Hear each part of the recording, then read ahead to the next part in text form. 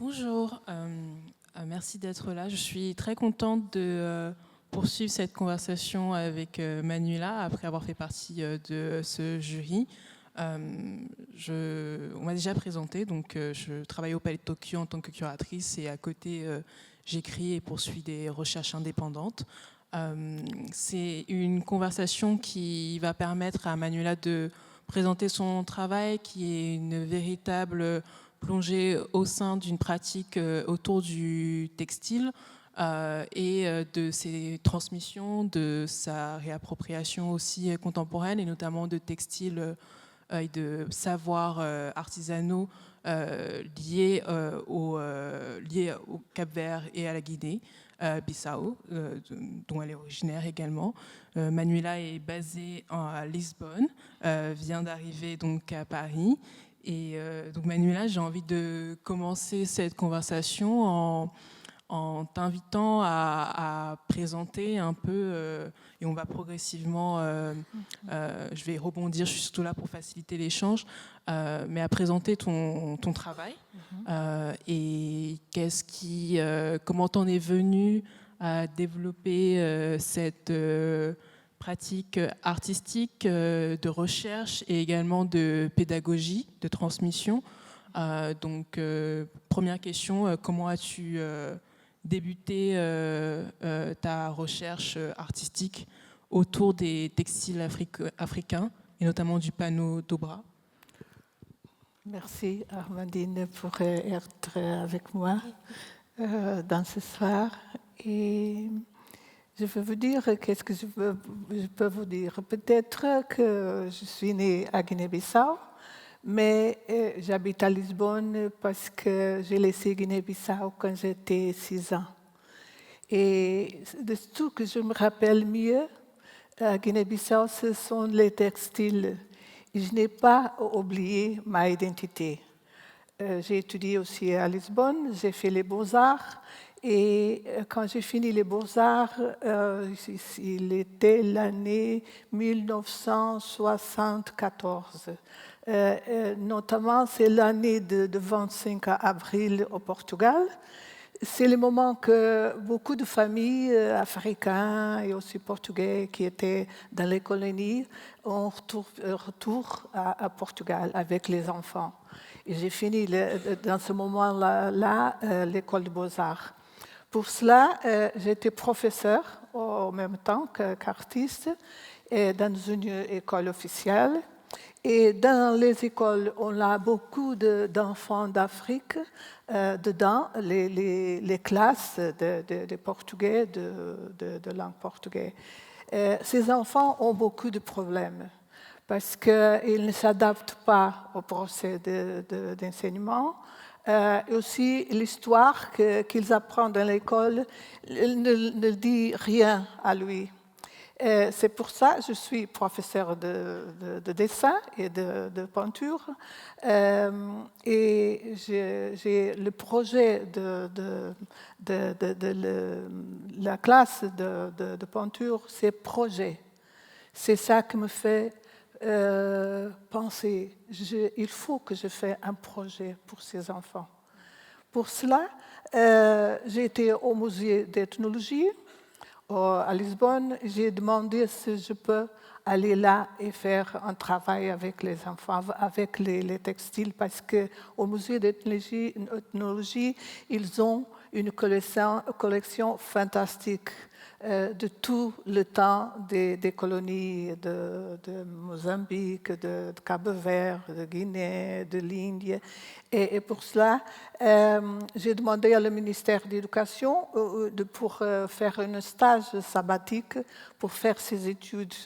Et oui, je l'ai.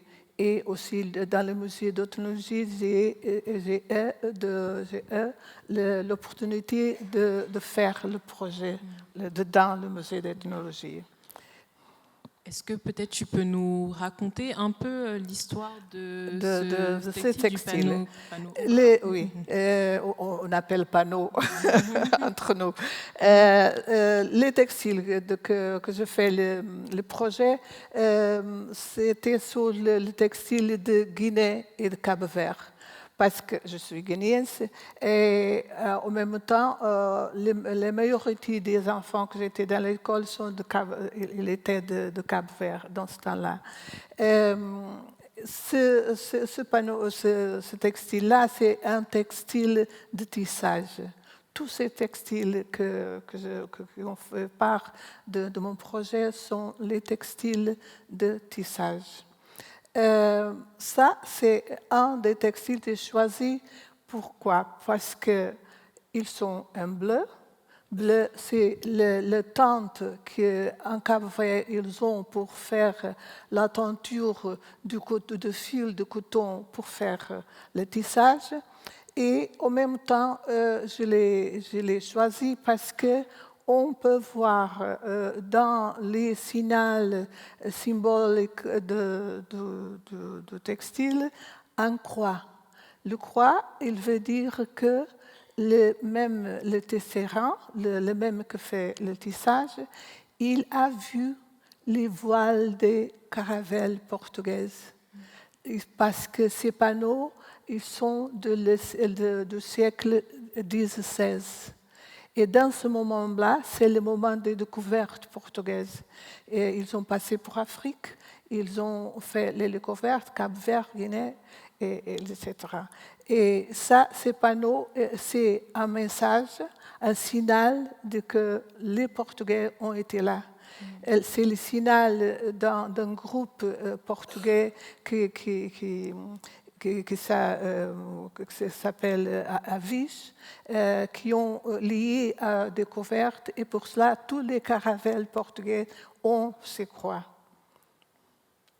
D'accord, on peut faire l'autre? Oui. Bon. Ici, c'est un panneau, un textile de Guinée. Sur lui, je l'ai choisi parce que les textiles ont une fonction. C'est de vêtements, mais aussi ils ont d'autres fonctions.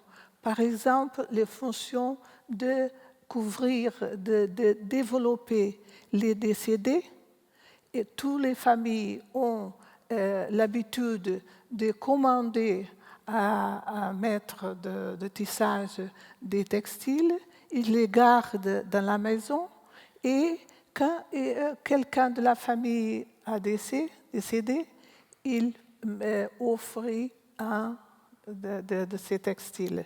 C'est le dernier textile qu'il met sur le décédé. Cela veut dire que le décédé peut être beaucoup de textiles si la famille ou les familles de ce groupe ont l'argent, parce que ces panneaux, ces textiles sont trop chers. Merci. C'est vrai que ton travail permet vraiment de montrer les différentes fonctions du textile. Du textile est effectivement comme un lieu de mémoire aussi, Oui. par lequel on peut retracer toute une histoire moderne de globalisation, de découverte, de colonisation, mais d'échange aussi.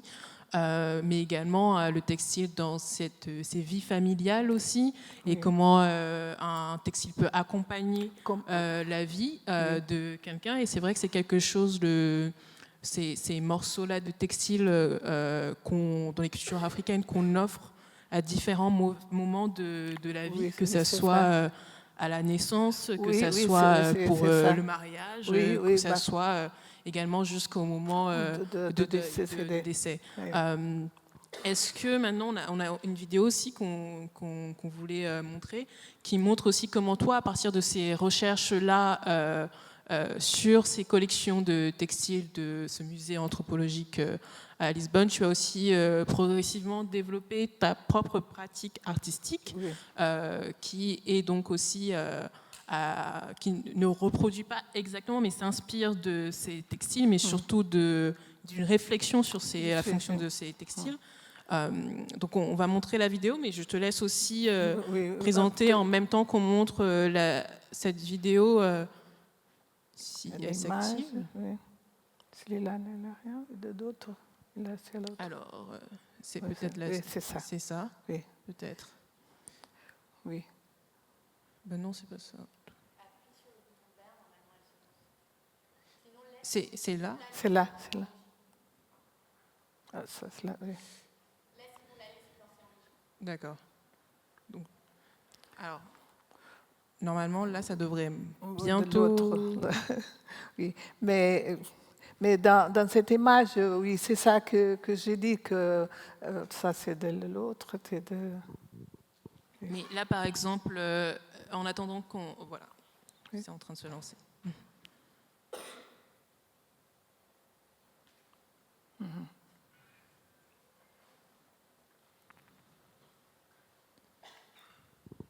Oui, ça c'est la Là, l'exposition. c'était quand cette exposition en 2005. 2005. 2005, quand j'ai fini le stage sabbat. D'accord. Oui, j'étais là pendant dans un an. Et quand j'ai fini, le musée m'a proposé de faire l'exposition avec les collections du musée et aussi mes travaux, tout ce que j'ai fait. Et comme j'étais professeur d'art, j'ai fait des investigations sur les dessins, sur les peintures, sur les couleurs qu'elle utilise, l'observation des textiles et aussi les fonctions aussi des textiles. Ça, c'est l'objet de tissage. C'est un tissageur, c'est un tissage horizontal. Le tissage horizontal, c'était pour les hommes, parce que je sais qu'il y avait... Oui, il y avait, en Afrique, à Guinée, c'est les hommes qui font le tissage. Les femmes font la peinture des fils de coton. Et donc l'exposition, elle montrait aussi bien des travaux de la collection que toi, ce que tu commençais à développer. Et comment justement tu as essayé d'intégrer une création textile à toi qui se nourrit de tes recherches? Oui, j'ai observé les textiles, mais je n'ai pas fait un tissage. Je l'ai fait en utilisant une technique de recyclage de papier pour obtenir les mêmes textures des textiles. Parce que ces textiles anciens, ils ont une texture aussi très forte, parce que la ligne, c'est un peu artisanal aussi. Et pour ça, j'ai fait le projet, j'ai fait avec papier recyclé, qui est le même, un papier recyclé, mais artisanal aussi, pour obtenir les mêmes textures. C'est un papier artisanal que tu as trouvé dans ton quotidien à Lisbonne ou c'est quelque chose que tu... Non, c'est un papier magique, on peut faire les journaux. Ah d'accord, c'est le papier. Il faut recueillir les journaux, les revues et faire la technique aussi. Et après, avec les mains, mettre les papiers à sécher. Aussi, c'est ça. Et après, faire le dessin des recherches que j'ai faites, des tissus.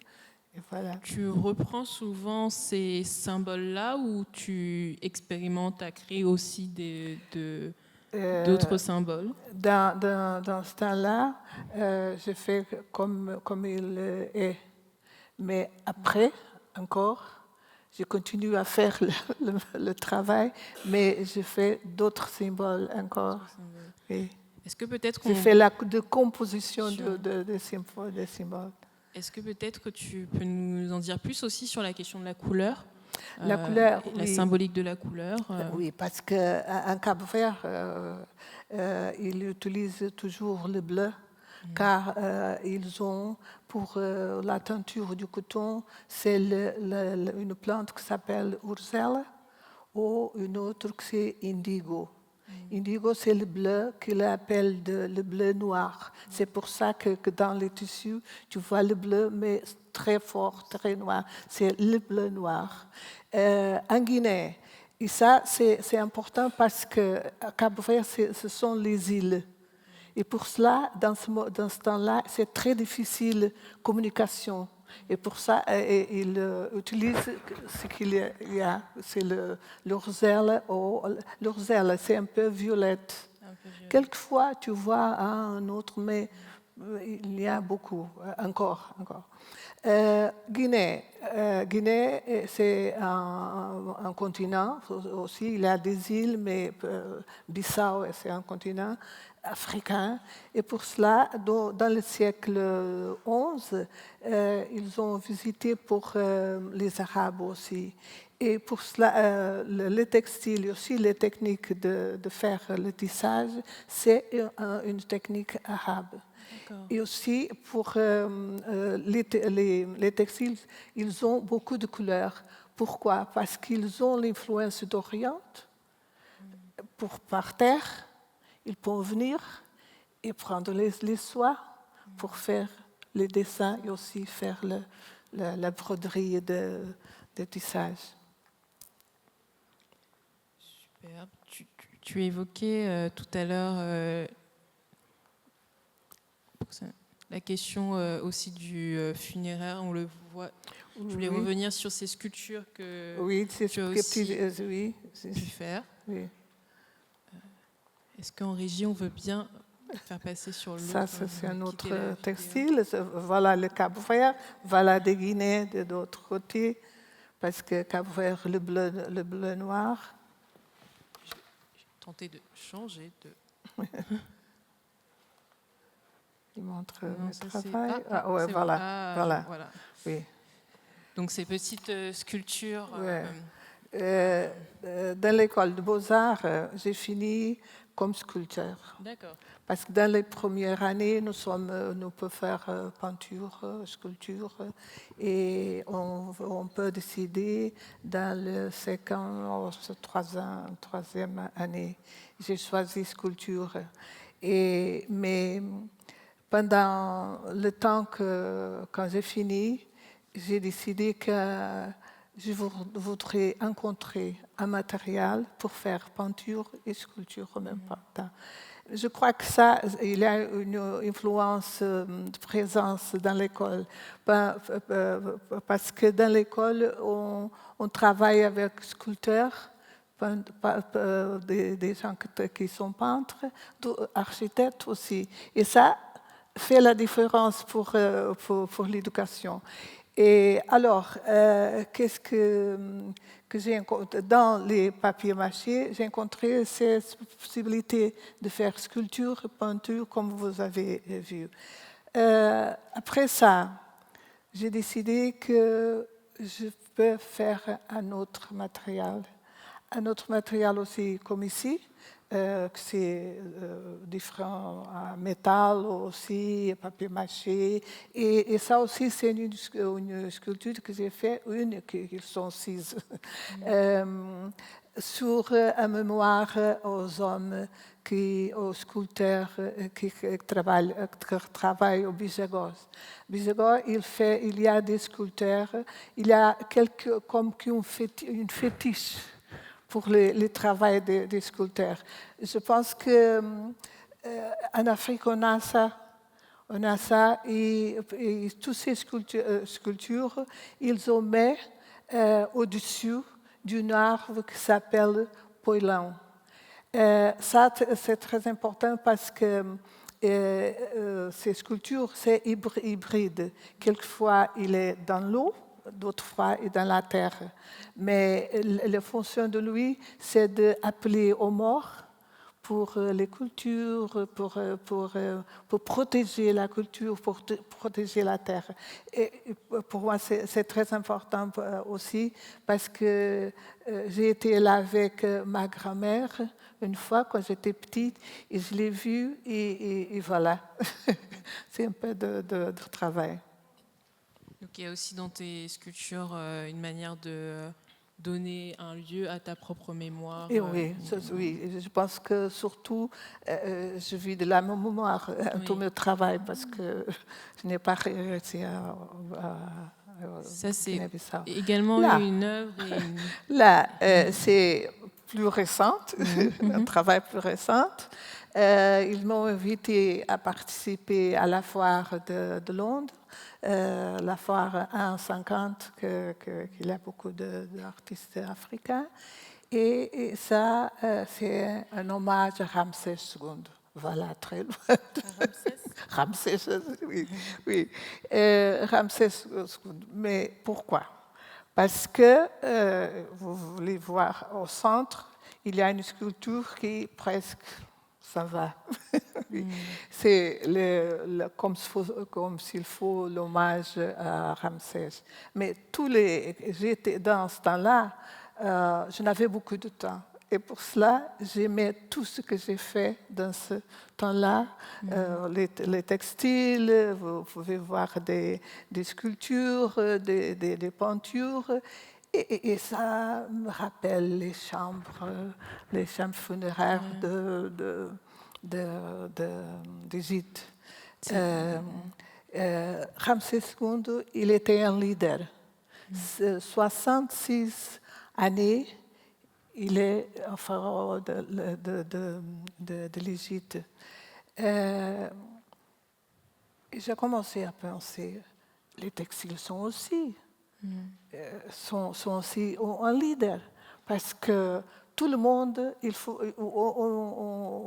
nécessaire pour tout le monde le textile. Pour nous, comme Africains, c'est très important, les textiles. Et pour cela, les textiles sont aussi un leader. Sont un leader parce que il involve. Il est comme il involve les gens aussi. Et si tu veux faire quelque chose à cause des textiles, il est réellement une chose très importante pour tout le monde. C'est pour cela qu'il est un leader. Ramsès II, un leader. C'est intéressant justement de voir aussi juste comment évolue ton travail à partir de ces sculptures plus figuratives qui touchaient au funéraire, mais d'une manière plus figurative. Et là, de le penser aussi sous la forme d'un espace, sous la forme aussi avec... comme si c'était une cérémonie, en fait. On a en même temps, c'est le même fétiche qu'on a déjà parlé. Il existe là aussi dans les chambres funéraires d'Égypte.